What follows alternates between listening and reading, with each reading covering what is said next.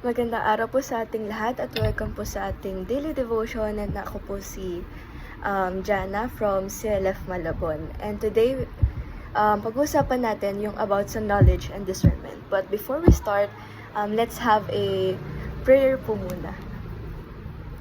Hallelujah, Father God, we praise you, Panginoon. Dinadakila ka namin, Lord God, sa iyong kapangyarihan na patuloy mong binibigay sa amin, Father God, to know more about you, Lord God, to give us the discernment, Lord God, the knowledge, Panginoon, the wisdom and understanding in every devotions na nagkakaroon kami, Lord God. Tulungan mo po kami, Panginoon, sa mga oras na ito, Father God, as we dwell, as we nourish, Lord God, your word, Panginoon. And we hope, Father God, that this will be a food to our spirit, Panginoon, na way maging kalakasan to ng bawat isa, Panginoon, as we know more about you, Panginoon. And Lord God, we're thanking you, Panginoon, sa opportunity, Panginoon, na pinagkaloob niyo po sa amin upang magkaroon ng time, Panginoon, na makapag-devotion kami, Lord God. Despite na sa mga distances namin, Panginoon, hindi kami magkakasama, Father God, but you are making a way para magkasama-sama po kami, Lord God. Papanood namin, Lord God, ma-feed kami, Lord God, ng mga salita mo, Panginoon. And Lord God, sa aking pag-share ng mga salita mo, Panginoon, itago niyo po ako sa inyong likuran, Father God. Ikaw ang makita, Panginoon, ng mga salita mo, Father God, ang aking masambit, Panginoon, sa mga oras na ito, Father God. We thank you, Lord God. In the mighty name of Jesus, we pray. Amen. So, ayan. Again, di ba, pag-uusapan po natin is yung sa knowledge and discernment natin. Or yung more of it's a gift from God. Pero, let's first, i-differentiate muna natin what is the difference between the knowledge and discernment. So, di-differentiate muna natin yung knowledge and discernment. So, first is, what is knowledge ba? In the Bible, knowledge is not just about facts. It's about knowing God. So, ibig sabihin, ang knowledge sa Bible is hindi lang yung alam mo yung kung ano yung kwento ni ganyan, but more of kung paano yung takbo ng story doon, kung ano ba yung lesson. Kumbaga, parang hindi siya yung surface level lang na alam natin yung isang bagay or isang topic sa Bible. And for example, diba, it's about knowing God. Not only na God na ganito siya, na isa siyang hari, ganito, ganyan, diba? Ganun lang yung alam natin. But also His character, His word, and His will. So, ibig sabihin, hindi lang yung kung sino siya, but also kung paano. So, ayun nga. So, basically, ang knowledge about in Bible is on a deeper level siya ng pagkakaalam mo sa isang bagay sa Bible or sa kahit anong experience mo na mako-correlate mo or parang hindi. So, ang pag-uusapan po natin ngayon is about knowledge and discernment. But before natin i-tackle yung key verse natin, is i-differentiate muna natin kung ano ba yung knowledge and discernment. So, wala silang masyadong pagkakapareha, but it's more on yung discernment is yung action na, and yung knowledge, yung alam mo sa sarili mo. So, para madali lang, ang knowledge is more on not only yung facts, kasama siya sa knowledge mo, but hindi lang siya dapat yung facts. It must be on the deeper level about, kunyari, knowing God. It's not just about kilala mo siya as ganito siya, God siya, but also His character, His word, or even His will.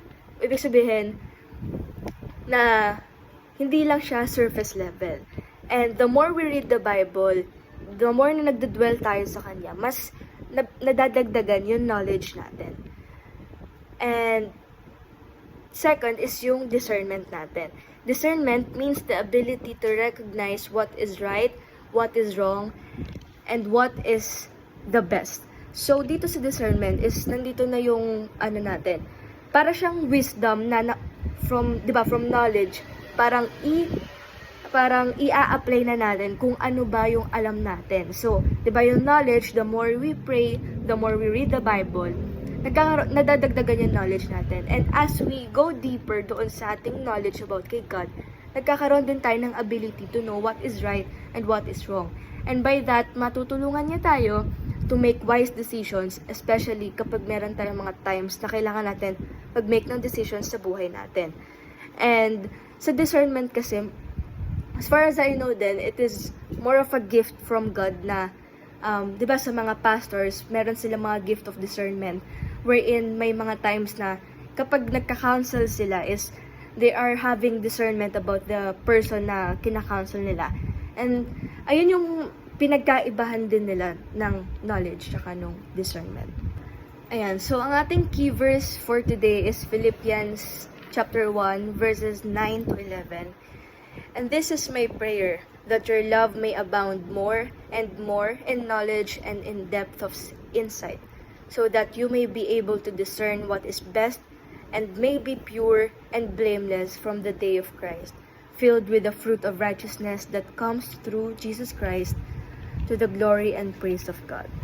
Ayan, so kung makikita natin doon sa scripture natin, di ba? Si Paul is nagpe-pray para doon sa mga believers na hindi lang siya about doon sa knowledge at discernment na makatulong yung love para mag-grow yung knowledge and discernment natin. And makikita natin dito na pinipray nga, diba, that your love may abound more and more in knowledge and depth of insight. So, doon makikita natin yung correlation between the knowledge and discernment na meron tayo, diba? First is yung knowledge natin and depth of insight. So, ito yung wisdom natin and yung kung paano natin kakilala or kaalam yung Bible, diba? As it also guides us, diba?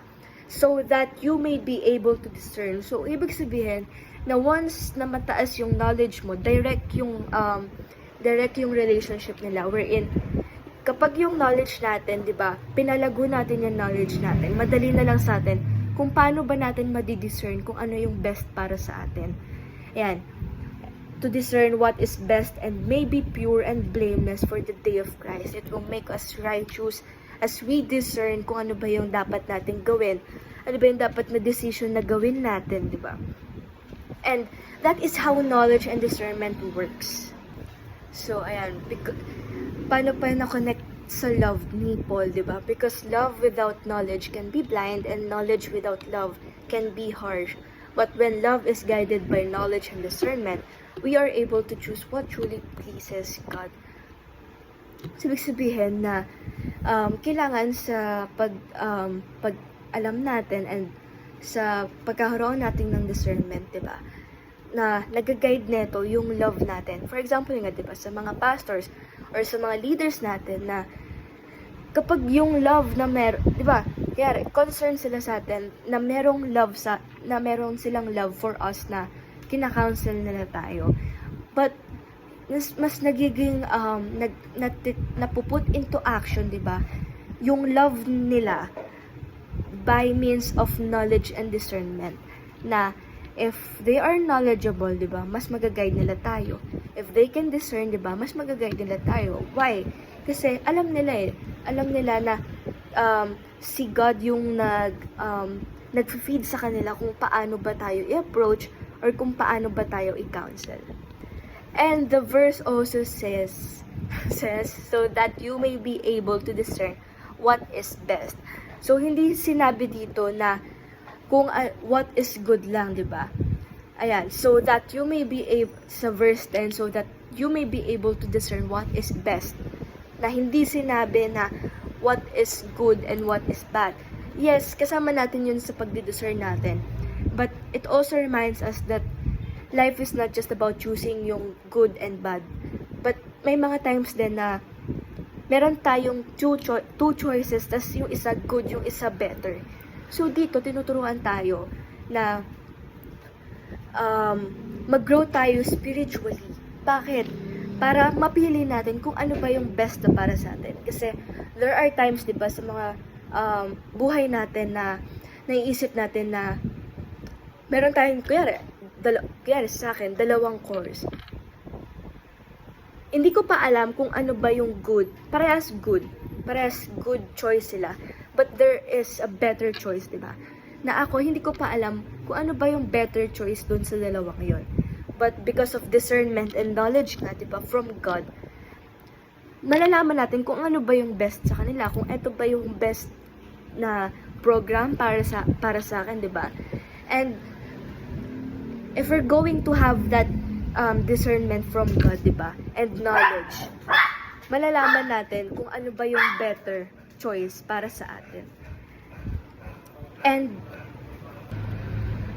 ayan, so kung paano ba tayo magkakaroon ng true knowledge and good discernment, diba? So, meron tayong 4. Spend time with God's Word because this is where true knowledge comes from. Ibig sabihin, diba, saan ba nagagaling yung mga knowledge natin? Yung kaalaman natin kay God? Saan pa ba? Sa Bible. So, Word of God. Pangalawa is pray for wisdom and discernment. So, ang discernment is hindi lang siya basta ay feeling ko ganito siya. Feeling ko ganito yung dapat na advice para sa kanya.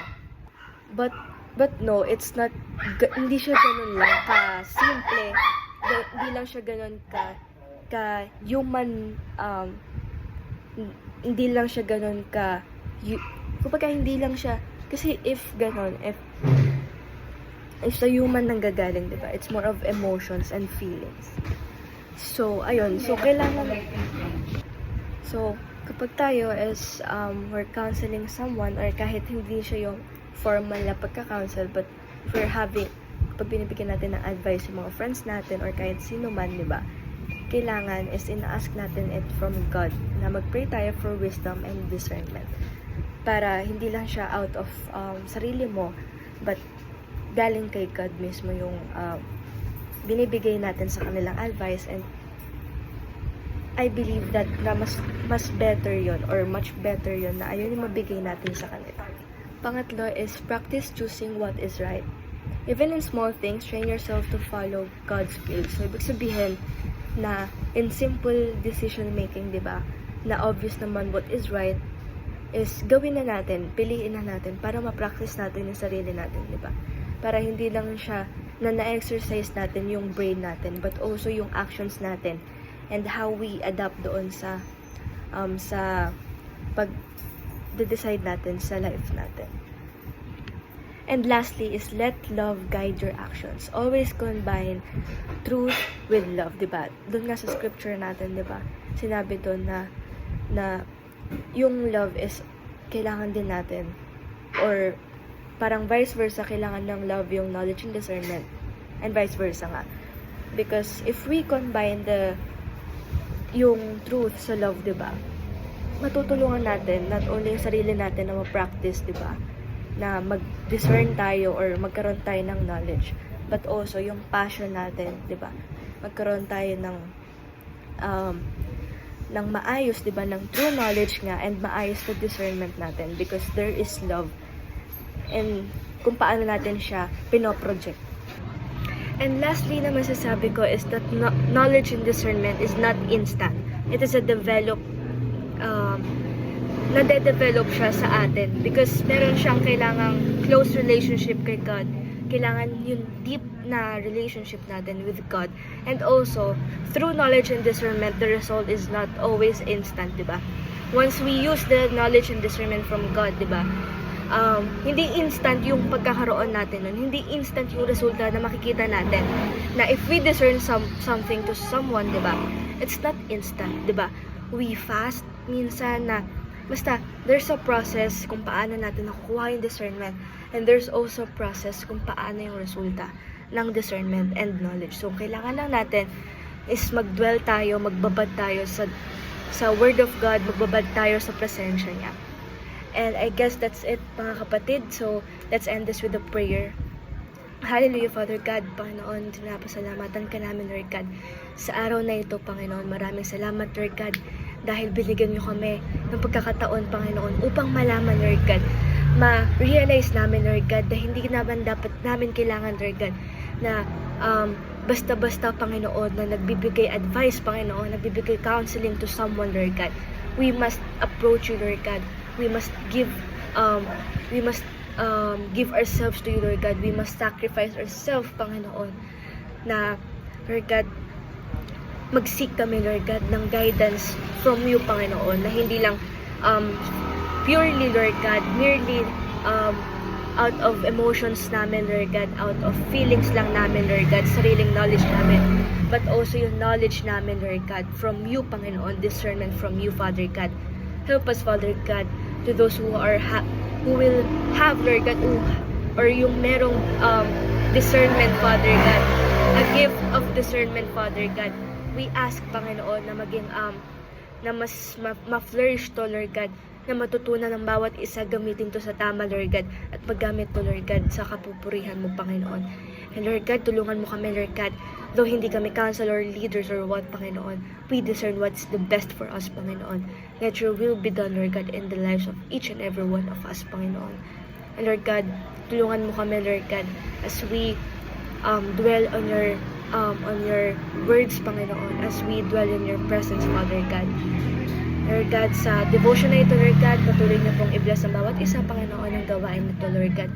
Naway magpatuloy, Lord God, at lumago, Panginoon, ng bawat isa, Lord God, at maging ang program na ito, Father God. In the mighty name of Jesus we pray, Amen and Amen. Maraming salamat po.